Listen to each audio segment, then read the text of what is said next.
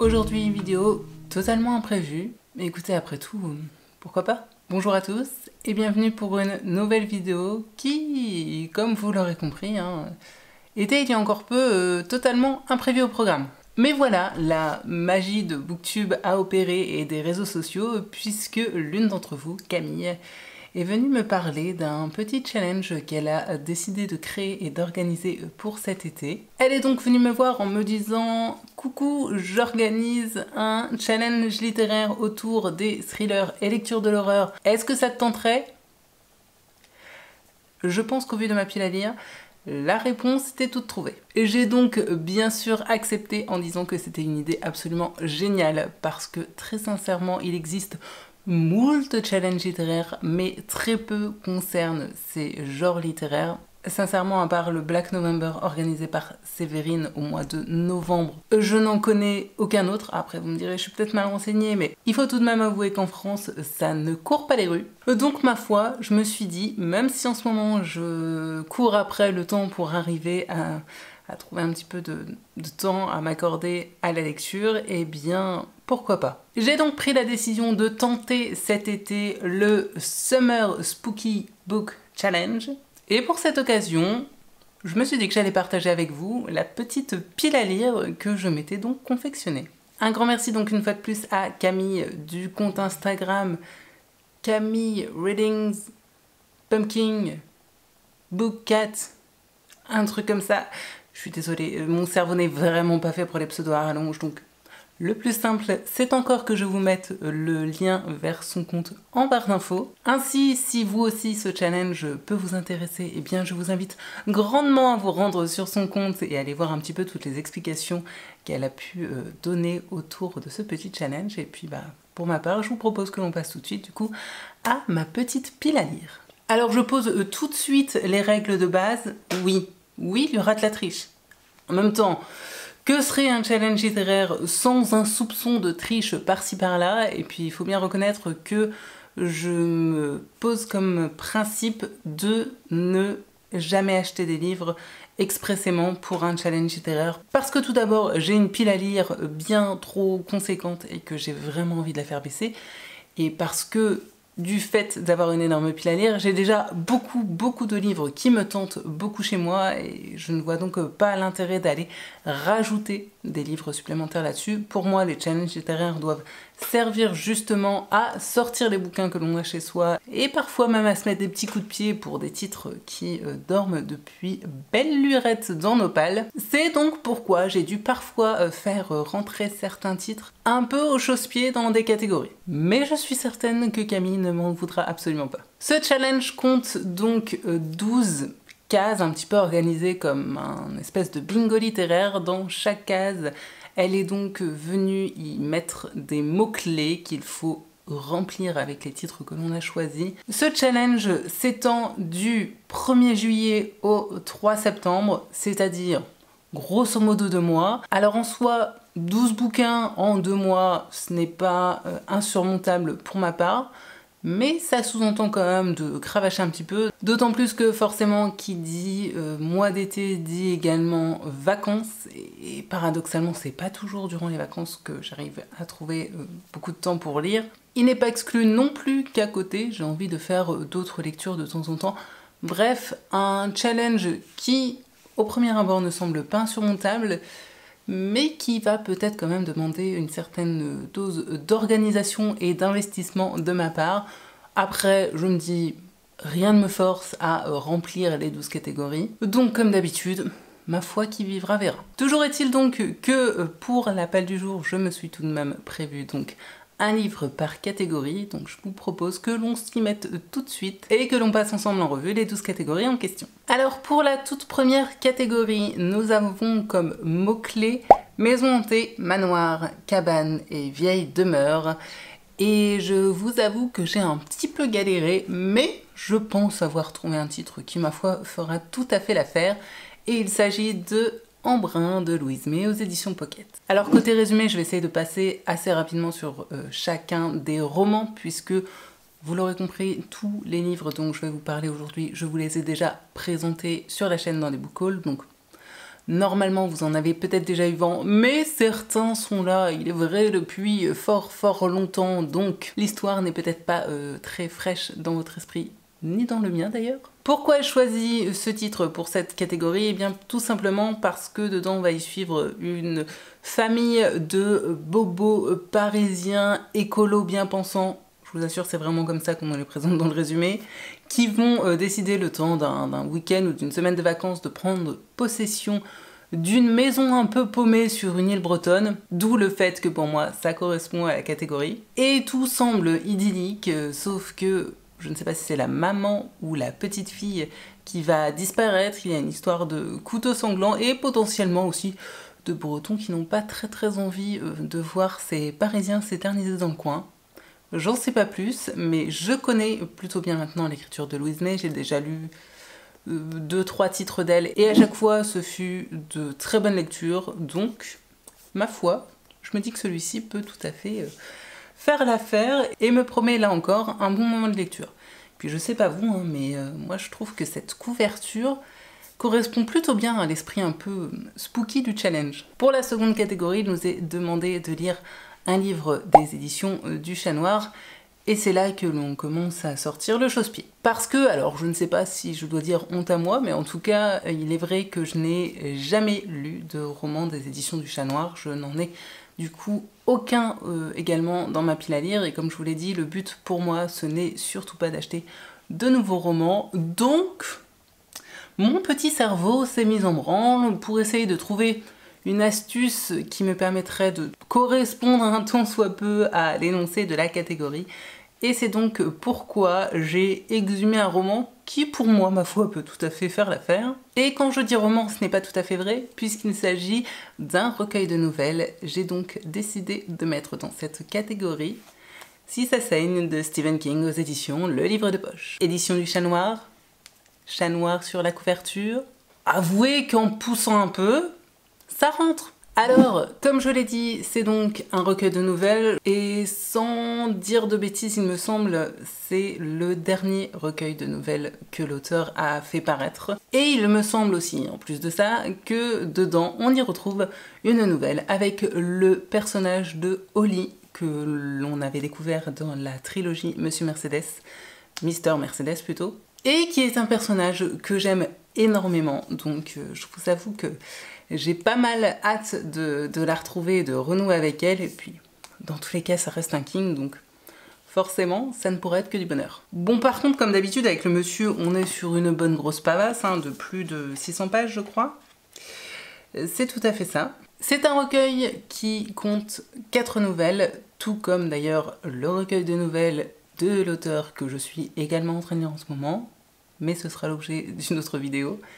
Et l'une de ces 4 nouvelles s'intitule Le téléphone de Monsieur Harrigan, qui a d'ailleurs été adapté il y a assez peu de temps, il me semble, sur Netflix, donc je me dis qu'en plus, potentiellement, ce sera l'occasion, après l'avoir lu, de voir l'adaptation qui en aura été tirée. Concernant la troisième catégorie, les mots-clés étaient donc sorcière et Salem. Alors je vous avoue que j'étais un peu embêtée parce que des histoires de sorcières, ce n'est clairement pas ce que j'ai le plus dans ma pile à lire, parce qu'on va pas se mentir, hein, le genre fantasy fantastique, même s'il m'attire beaucoup, ce n'est vraiment pas quelque chose que je lis très souvent et quelque chose vers lequel je vais spontanément, je crois, tout simplement parce que je ne sais pas trop quoi lire dans ces genres-ci. Donc moi, les sorcières, hein, sorties d'Harry Potter, j'avoue que j'y connais pas grand chose, mais malgré tout, en me plantant devant ma pile à lire, il y a comme ça un titre qui m'a un peu sauté aux yeux, et je pense que la couleur du dos n'y est pas pour rien. Et j'ai donc décidé de mettre dans cette catégorie N'écoute que moi de Serena Valentino aux éditions Hachette Roman. Je vous dis que le dos m'a attiré, vous comprenez mieux maintenant pourquoi. Ce roman est donc une réécriture du conte de Réponse, au cas où vous ne l'auriez pas encore compris à voir cette couverture. Il me semble que c'est le 4e ou 5e tome de cette collection. J'ai déjà lu 3 des romans, me semble-t-il. Je suis une énorme fan de Disney, et Réponse est d'ailleurs un Disney que j'aime beaucoup trop, et on est d'accord, vous et moi, que La Méchante Mère est quand même un beau spécimen de sorcière, donc parfait pour cette catégorie. Passons ensuite à la catégorie numéro 4 pour laquelle les mots-clés sont créatures surnaturelles, vampires, loups-garous et anges. Et là encore, très clairement, c'est pas du tout ce que j'ai le plus dans ma pile à lire. Mais en cherchant bien et en poussant un petit peu le bouchon, j'ai réussi à trouver un titre qui pour moi correspond plutôt bien et qu'en plus de ça, j'avais vraiment envie de sortir de ma pile à lire parce qu'il y dort depuis beaucoup trop longtemps et je ne sais pas pourquoi. Et ce titre, il s'agit de Scarlett de Marissa Meyer, le tome 2 des Chroniques lunaires aux éditions Pocket Jeunesse. Alors là, on est encore sur de la réécriture. J'avais lu le premier tome qui s'intitule Cinder, il me semble.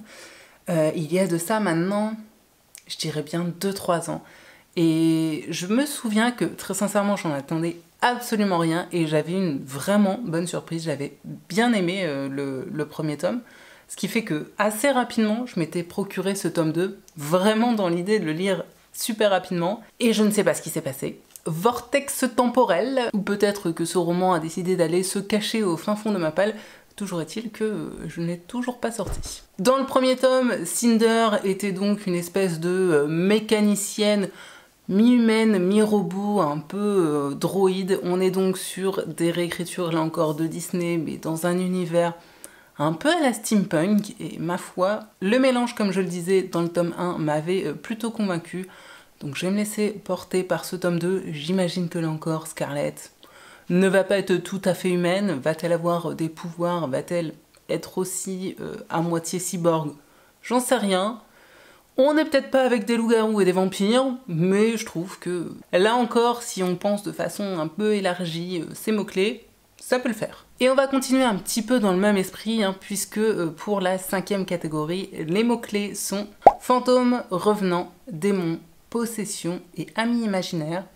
Alors si je ne l'avais pas encore lu pour amis imaginaires, j'aurais tout à fait pu mettre le roman de Boda d'Héloïse Gay de Bellicène, que j'ai lu il y a quelques années, que j'en profite pour une fois de plus vous recommander, qui est donc un roman qui va revenir sur, je dirais, les dernières années de la vie de Kurt Cobain et sa relation, on va dire, à son ami imaginaire qui s'appelait donc Boda.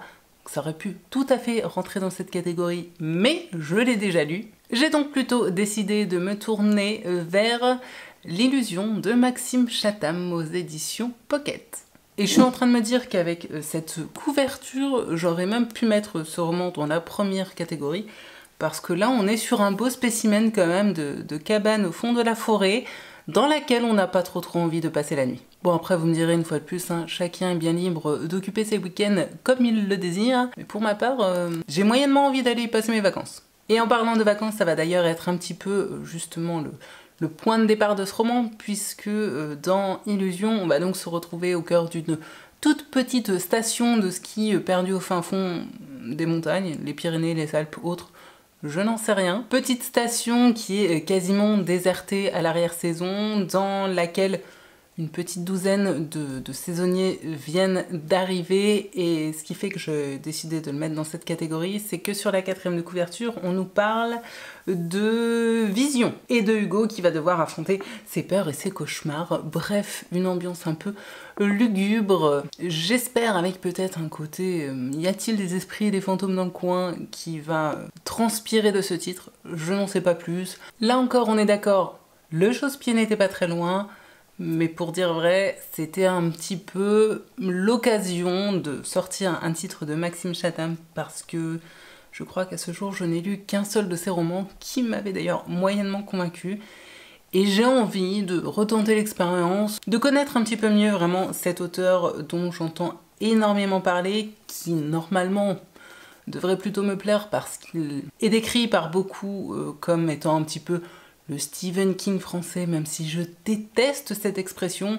Mais tout ça pour dire que s'il est un petit peu dans la même dynamique d'écrire des romans entre thriller, horreur et autres, je me dis pourquoi pas. Donc ouais, tentons celui-ci cet été et ma foi on verra bien. En plus je me suis procuré ce titre il y a assez peu de temps, donc ce serait bien de continuer sur ma lancée de ces dernières semaines qui est de lire les romans que j'ai achetés là dernièrement, histoire de les faire sortir rapidement de ma pile à lire. Bon, par contre, je me suis mis des petites difficultés, hein, parce que là encore, on n'est pas sur du roman très très court. Je crois qu'on est sur plus de 500 pages. Et oui, plus de 500 pages, alors j'espère qu'il va y avoir pas mal de dialogue et que l'écriture sera fluide et me permettra de le dégommer assez rapidement. La 6e catégorie était sans aucun doute possible la plus simple à remplir, puisque les mots-clés sont tout simplement thriller, thriller young adulte et enquête. Autant dire que à peu près 80% de ma pile à lire pouvait rentrer dans cette catégorie, donc je me suis choisi un titre un petit peu au hasard, avec juste dans l'idée de trouver justement un livre plutôt court, histoire de compenser un petit peu avec certaines bricasses que j'ai mis dans cette pile à lire, parce que sinon je ne m'en sortirai jamais. Ah bah oui, je l'ai déjà dit, si on veut réussir ce challenge littéraire, il faut parfois être un peu stratège. C'est donc pourquoi j'ai décidé de mettre dans cette catégorie Carrie Mora de Thomas Harris aux éditions Le Livre de Poche. Alors oui, si vous vous posez la question, je vous confirme, Thomas Harris n'est ni plus ni moins que l'auteur de la saga autour du personnage d'Hannibal Lecter. Le dernier roman que j'ai lu de lui, qui était Black Sunday, n'avait pas franchement été une réussite. Je crois même qu'il faisait partie de mes flops 2022, malheureusement.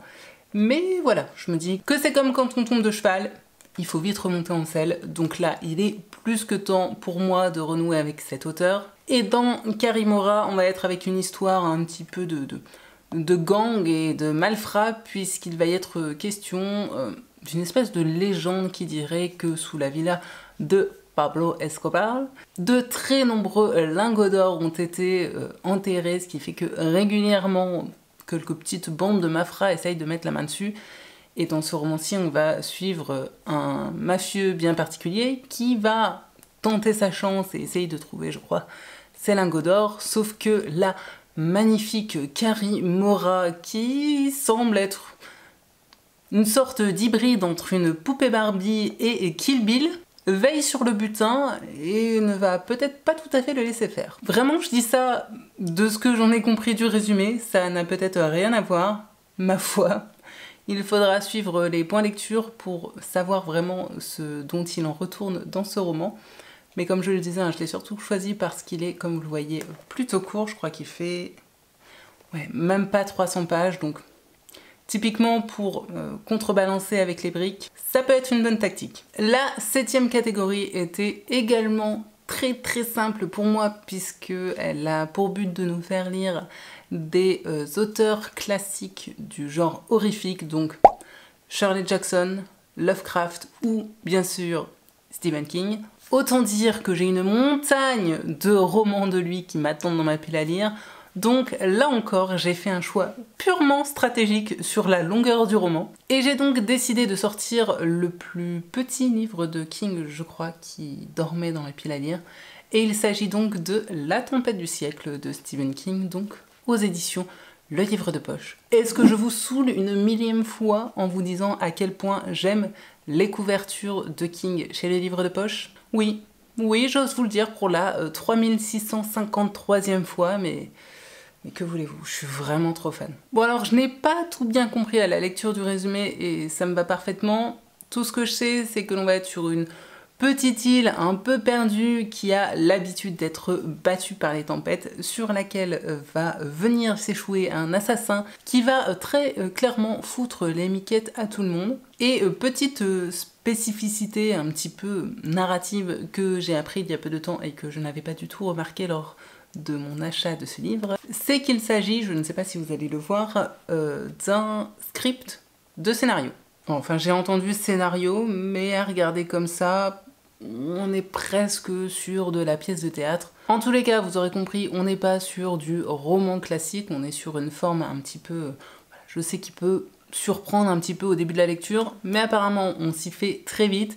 Et en plus de ça, ce titre a vraiment de bonnes critiques. Donc ouais, j'ai bon espoir que vraiment je puisse le dégommer rapidement et surtout que je m'éclate dans cette lecture. 8e catégorie, et donc pour celle-ci, les mots-clés sont petite ville, bois, forêt ou camp d'été. Alors là encore, si je ne l'avais pas lu en voyant le mot-clé camp d'été, j'ai tout de suite pensé à Les garçons de l'été? Non. Rêve de garçon de Laura Kashishke, que j'ai donc déjà lu, donc forcément je ne pouvais pas le mettre dans ce challenge. Je suis donc allée farfouiller dans ma pile à lire et ma foi m'est revenu en mémoire comme ça un livre qui est là aussi depuis, je dirais peut-être bien 1 an maintenant, dont j'avais beaucoup entendu parler sur la chaîne de Séverine et qui me fait vraiment envie. Et ce titre, il s'agit de Trouver l'enfant de René Dunfeld aux éditions Rivage Noir. Alors en plus, vu les chaleurs qu'on risque d'avoir cet été, je me dis que si l'ambiance de ce roman est à l'image de la couverture, ce sera ma foi plutôt rafraîchissant et ce sera du coup plutôt bienvenu. Pourquoi j'ai donc choisi ce roman pour cette catégorie? Eh bien tout simplement parce que la première phrase du résumé nous dit « Il y a 3 ans, Madison Culver a disparu dans la forêt nationale de Skookum en Oregon. » Forêt. Voilà, cherchez pas, il n'y avait pas besoin de plus. Forêt. Donc partant de là, ça ne pouvait que rentrer dans la catégorie. Bon, on est donc avec l'histoire d'une gamine qui un jour disparut dans la forêt, que l'on n'a jamais retrouvée, et quelques années plus tard, les parents étant bien sûr toujours à la recherche de leur fille, ils vont un petit peu en désespoir de cause faire appel à Naomi, qui est une enquêtrice un peu connue pour être celle qui retrouve les enfants, entre guillemets, parce que elle-même, lorsqu'elle était plus jeune, lorsqu'elle était enfant, a été enlevée, a été kidnappée, du coup je l'imagine a forcément été retrouvée. Donc voilà, comme je le disais, je me souviens que Séverine en avait dit beaucoup de bien, ce qui m'avait donné l'envie du coup de me le procurer lorsque je l'avais, me semble-t-il, trouvé en occasion. Alors on dirait pas un comme ça, mais on est tout de même sur presque 400 pages. Donc je croise les doigts pour que là aussi ce soit une écriture pas trop lourde, pas trop dense et que ça se lise plutôt bien. Je pense que je vais très vite me faire couper la chic par ma batterie, donc je vais essayer de terminer cette vidéo sans trop traîner. Pour la 9e catégorie, les mots-clés sont Cozy Mystery, Agatha Christie et Polar nordique. Alors, les Cozy Mystery, j'ai tenté, a priori c'est pas trop ma came, donc forcément je ne m'en suis pas vraiment procuré depuis que j'avais lu Rendez-vous avec le crime. Les Agatha Christie, j'en ai une énorme pile qui m'attend, donc en toute logique j'aurais dû me tourner vers ça, d'autant plus que ce sont toujours des romans très courts, mais j'ai vu Polar nordique et je sais pas, en ce moment j'ai une espèce de phase avec les auteurs nordiques, je sais pas, je suis bien là-dedans. Alors là encore peut-être est-ce que c'est ce temps, ma foi, beaucoup trop chaud qui me fait tendre vers ces pays froids? Je ne sais pas. Toujours est-il que quand j'ai vu ça, j'ai directement pensé à un auteur. Et j'ai donc décidé de mettre dans cette catégorie Les Fils de la Poussière d'Arnaldur Indridason aux éditions Le Cercle. Point. Pourquoi? Parce que c'est Arnaldur Indridason et que c'est un auteur islandais que j'adore, et qu'en plus de ça, ce titre est le tout premier de la saga autour du personnage d'Erlendur, qui est ouais, vraiment, je pense, ma saga préférée pour l'instant de l'auteur. Donc voilà, j'avais très hâte de découvrir le premier tome parce que j'en ai donc lu d'autres de cette saga, mais qui arrivent normalement plus tard dans l'ordre chronologique. Dans ce titre, on va donc suivre Palmi, dont le frère, qui était interné dans un hôtel psy de Reykjavik, va se défenestrer sous ses yeux. Malheureusement, suite à ça, il va donc décéder, et en parallèle, l'un des professeurs que son frère avait eu durant ses études ou quelque chose comme ça, va bizarrement le même jour décéder dans l'incendie de sa maison. Palmi va donc enquêter un petit peu sur toute cette histoire qui semble, ma foi, un peu trouble, et en parallèle, bien sûr, la police va aussi enquêter de façon beaucoup plus officielle. Et c'est donc dans ce groupe de police que l'on va retrouver un tout jeune flic débarqué de l'école de police, j'ai dénommé bien sûr Erlendur. Donc voilà, c'est 300 pages d'Arnaldur Indridason, c'est un auteur que j'aime beaucoup trop, j'imagine qu'on va une fois de plus plonger vraiment dans ce côté un peu noir de la société islandaise, et ouais, c'est juste un auteur que j'apprécie vraiment beaucoup trop, et j'avais hâte de le retrouver, et j'ai du coup un petit peu sauté sur l'occasion pour caler l'un de ses titres dans ce challenge. Ensuite, catégorie numéro 10, et pour celle-ci, les mots-clés sont villes les plus hantées, avec, pour petite précision, donc les villes de Londres, de la Nouvelle-Orléans ou l'Écosse, qui n'est pas une ville, mais bon, vous aurez compris. Et là, cette catégorie, ça a été un petit peu l'occasion de me mettre un petit coup de pied aux fesses et de sortir un titre qui traîne vraiment dans ma palle depuis un moment alors qu'il me fait beaucoup trop envie. Alors si vous suivez la chaîne, vous devez peut-être vous douter un petit peu quelle ville j'ai pu choisir. Oui, mesdames et messieurs, forcément, je ne pouvais que choisir la ville de Londres, parce que si vous ne le savez pas, c'est vraiment une ville que j'aime beaucoup, beaucoup trop, qui me manque d'ailleurs énormément et où j'ai hâte de retourner. Et donc, pour cela, j'ai sorti, bien sûr, hein, si on dit Londres, normalement, il y a quand même un auteur qui devrait, j'imagine, et d'ailleurs un auteur est plutôt un personnage qui devrait vous faire tilt quasiment tout de suite, Sherlock Holmes. Qui dit Londres dit Sherlock, forcément. Alors je suis une énorme fan de l'univers de Sherlock Holmes.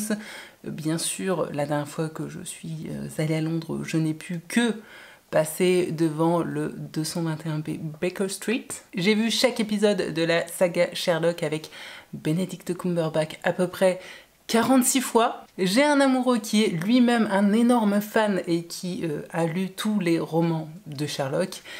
Et pour ma part, je n'en ai encore lu aucun. Oui, vous pouvez le dire, c'est la loose. Donc vraiment, il est grand temps que je remédie à ça. Cet été, il n'y a rien à faire, je me fais du Sherlock. J'ai donc pour ça sorti le premier tome de l'intégrale des aventures de Sherlock Holmes. Dans celui-ci, nous avons donc Une étude en rouge et Le signe des 4 aux éditions Archipoche, qui est d'ailleurs une édition collector. Néanmoins, j'avais réussi, donc tous les tomes sont en ma possession, ils sont là, ils attendent dans ma pile à lire, je n'ai là encore aucune excuse. Donc c'est décidé, cet été, Sir Arthur Conan Doyle et moi faisons connaissance. C'est pas possible autrement. Plus que 2 catégories à vous présenter pour ce challenge, et pour la catégorie 11, les mots-clés sont gothique, Harry Potter et école de magie.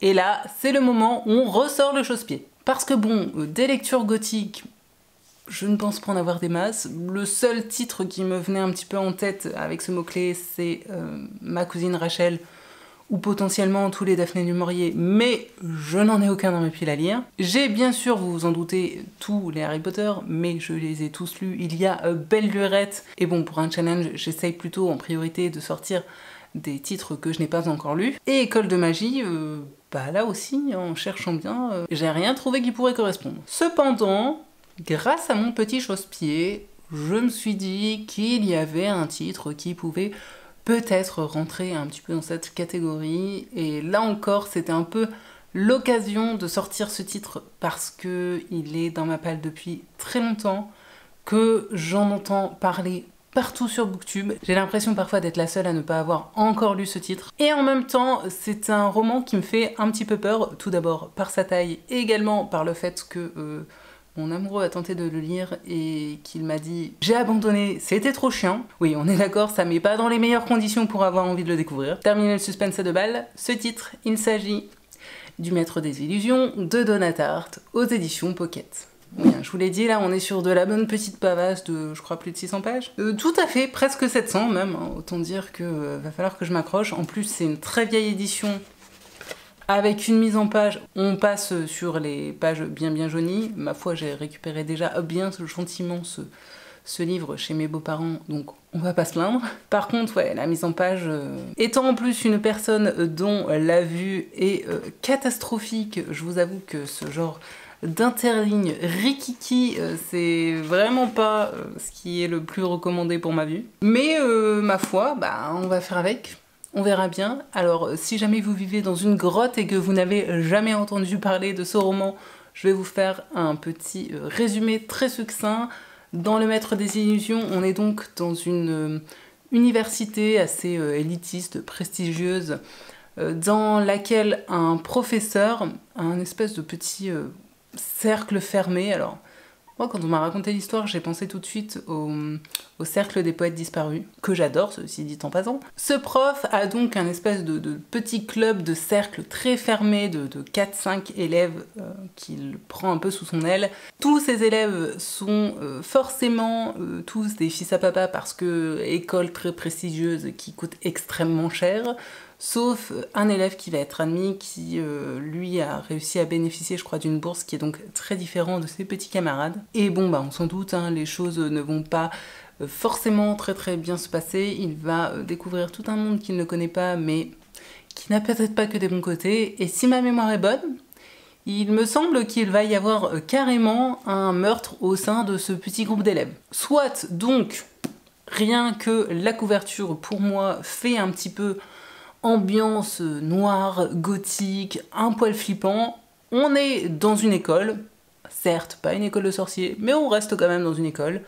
Donc ouais, je me suis dit qu'avec un bon coup de chausse-pied, ça pouvait rentrer dans la catégorie. Bon, par contre pour celui-ci, vous aurez compris, hein, le plus gros challenge va être de trouver et de la motivation et du temps pour le sortir. Et la 12e et dernière catégorie avait pour consigne un roman horrifique jeunesse pour des tout petits frissons tranquillou bilou. Bon, là encore, des romans jeunesse, je n'en ai pas 150 et surtout dans ce genre un petit peu flippant entre guillemets. Donc, je n'avais pas grand choix, mais j'ai tout de même trouvé un titre qui, pour moi en tout cas, pourrait correspondre. Et il s'agit de L'histoire de la bête de Serena Valentino, toujours aux éditions Hachette. C'est donc, vous l'aurez compris, un autre tome de la saga des vilains qui sont donc des réécritures de contes, des histoires Disney par Serena Valentino. Je ne vous refais pas le speech de j'en ai déjà lu 2-3, j'ai dans l'ensemble beaucoup aimé, je suis une grosse fan de Disney, bla bla bla. Donc voilà, vous l'aurez compris à la couverture, hein, on va être sur une réécriture de l'histoire de la bête. Et puis bah je sais pas vous, hein, mais moi étant petite, la bête, elle me faisait plutôt flipper, hein. On n'est pas sur du gentil nounours auquel on a envie de faire des câlins. Donc partant de là, je me suis dit que pour le côté jeunesse un peu horrifique, ça pouvait le faire. Bon, et puis contrairement à N'écoute que moi, c'est un roman plutôt court, donc il y a aussi le côté un peu stratégique qui est entré en ligne de compte. Et voilà, c'est donc ainsi que s'achève ma petite, enfin je dis petite, mais si vous la voyez là à côté, croyez-moi, elle n'est pas si petite que ça, ma pile à lire donc du Summer Spooky Book Challenge. J'ai toujours une hésitation hein, de savoir un petit peu quels sont les mots et dans quel sens les mettre. Je croise vraiment donc les doigts pour arriver à mener à bien ce challenge cet été. En tout cas, ouais, je vous avoue que je pensais pas, mais de me lancer comme ça dans un nouveau challenge littéraire, ça me redonne un espèce de petit élan d'envie de lecture. Ouais, ça me remet dans une encore meilleure dynamique que j'étais. Et donc j'ai très hâte d'arriver à sortir tous ces livres. Du coup, je vous invite à me dire en commentaire si vous connaissiez ce challenge et si vous aussi vous souhaitez y participer. Je le rappelle, je mettrai du coup dans la barre d'infos non seulement les liens vers tous les résumés des livres dont je vous ai parlé aujourd'hui, mais bien sûr vers le compte de Camille pour que vous puissiez avoir plus d'infos si le challenge vous intéresse. Et puis vous le savez, hein, si vous avez lu certains des romans dont j'ai parlé aujourd'hui, s'il vous plaît, dites-moi ce que vous en avez pensé, parce que ça m'aide toujours à hiérarchiser un petit peu, on va dire, l'ordre de priorité dans lesquels je vais sortir mes romans. Sur ce donc, j'espère que cette vidéo pile à lire vous aura plu. C'est vraiment pas le type de vidéo que je fais très souvent sur la chaîne, mais voilà, je me dis que du coup, ça change un peu, donc j'espère que ça vous aura plu, ça vous aura donné des idées de lecture et que ça aura peut-être aussi été divertissant pour vous. Et sur ce, donc jusqu'à la prochaine fois, je vous souhaite bien sûr paix, amour et littérature dans vos cœurs. Bye!